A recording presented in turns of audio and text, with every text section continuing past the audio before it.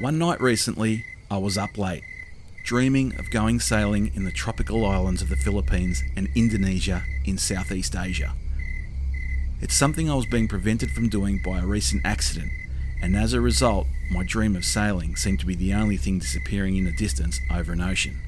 It was a low blow. Anxiety and fears of not achieving my goals had been keeping me up into the early hours for months as I was waiting impatiently to heal.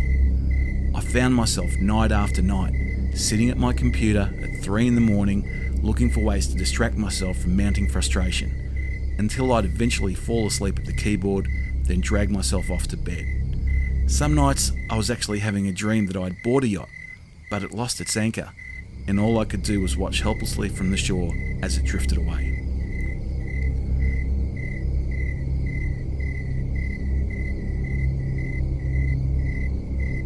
At that time I was asking myself, could I even improve enough to be able to solo sail? And could I get back to work to be able to even afford a yacht? And would I ever be able to play or perform live music again, which was my bread and butter? Maybe I should just drop my sailing dreams and stop tormenting myself at a time where I mentally was taking a few punches. But I couldn't do that. I couldn't stop.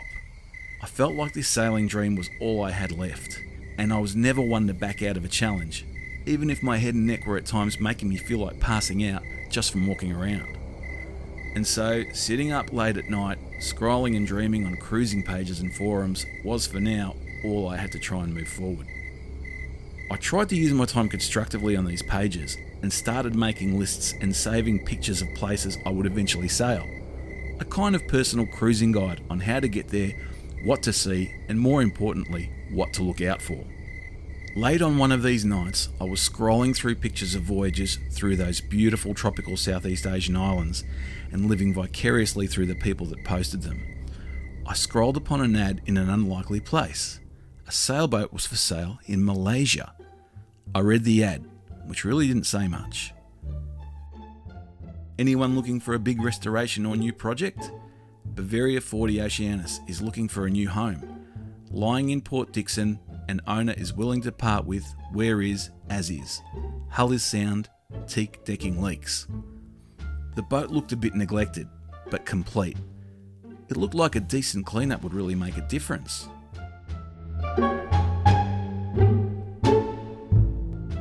I looked closer at the few photos that were posted. Valkyrie was her name. There was a lot of mould. A hell of a lot of mould.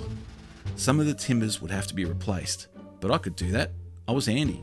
I made food trailers and camper vans after all. Cushions weren't great either. There was water in the bilges too, but was it salt or fresh? Because that would make a difference.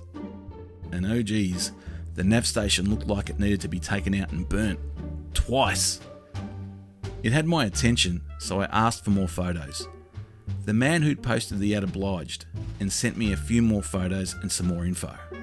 He said that the deck was leaking, but a quick Google search and a read of some forums told me that these models were actually fiberglass underneath the timber deck, and I could see that the deck timbers were in a bad state, but more Google searches told me that a few owners had removed the timbers altogether to go back to bare fiberglass on the decks without too much hassle. These timbers were only glued down. I watched videos on YouTube from other Bavaria owners, and it seemed that a good solvent and a sand was probably all it took to remove them. Zooming in closely on the new pics I was sent, I could see that the water ingress was most likely coming from the portholes and hatches. There were drips apparent from all of those that were pictured. That was a reassuring sign that the upper decks were actually okay. A bit more internet sleuthing told me that porthole and hatch leaks were actually a common problem for a particular brand of hatches and portholes that were used on these models. My confidence slightly grew. I began to wonder if the guy who had posted the ad actually knew anything about the boat, or if he was just disinterested or busy or had a reason for not buying it himself. He did, after all, call it a Bavaria Oceanus in the ad. It was actually a Bavaria 40 Ocean, which is a centre cockpit model, Oceanus being a Beneteau model. Only 40 of these were ever made and were more popular in Europe, not so much in the Americas. The reasons for that are a minefield that I won't go into, but suffice to say that some people believe that these were not made to be ocean-going or blue water yachts.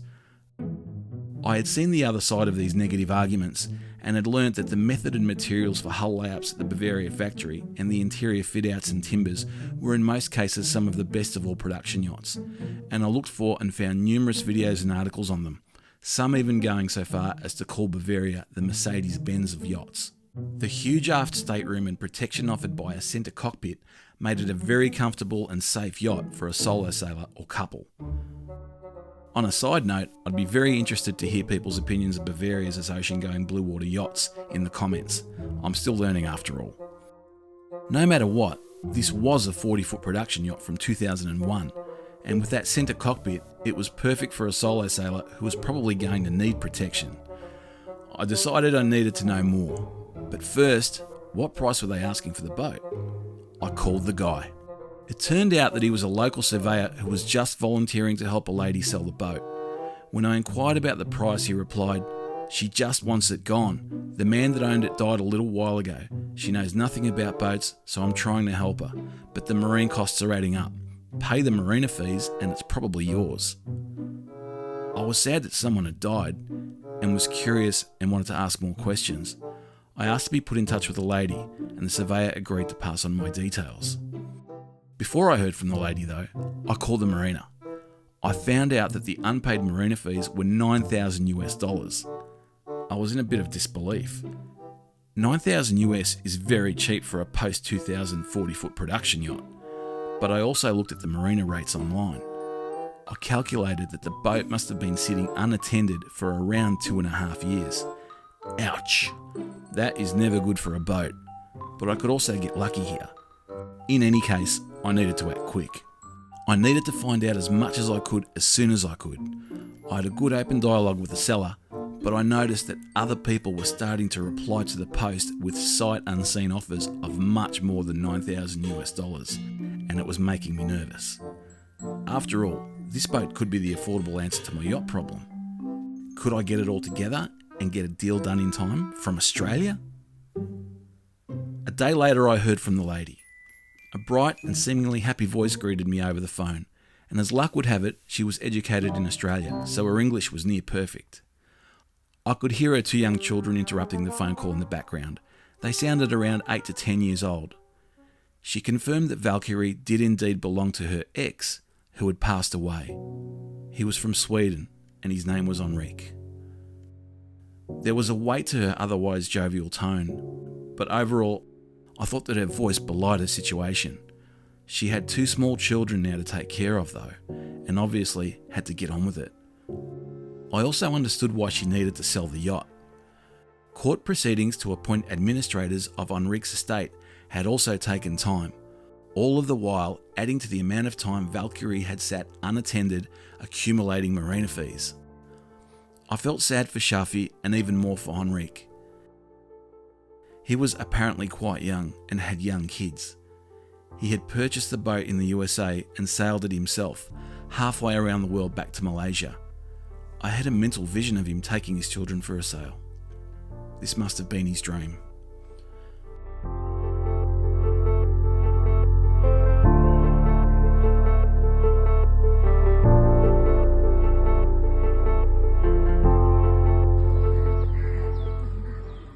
After a nice conversation, we said goodbye and Shafi offered to send some more videos and pictures.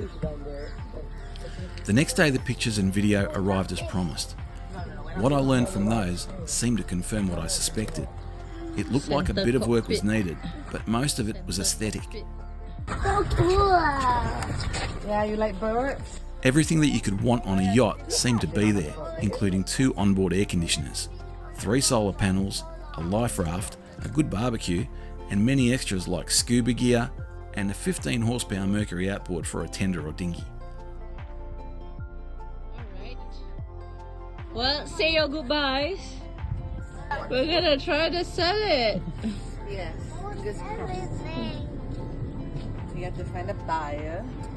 There was an oyster farm on the hull, which was a small worry, but I was confident a jet wash should take care of most of this. I quickly researched what these boats were worth, and one had just sold in Australia for $150,000. Two more were in the USA for $85,000 US dollars and $100,000 US dollars. It was time to get serious. Is business.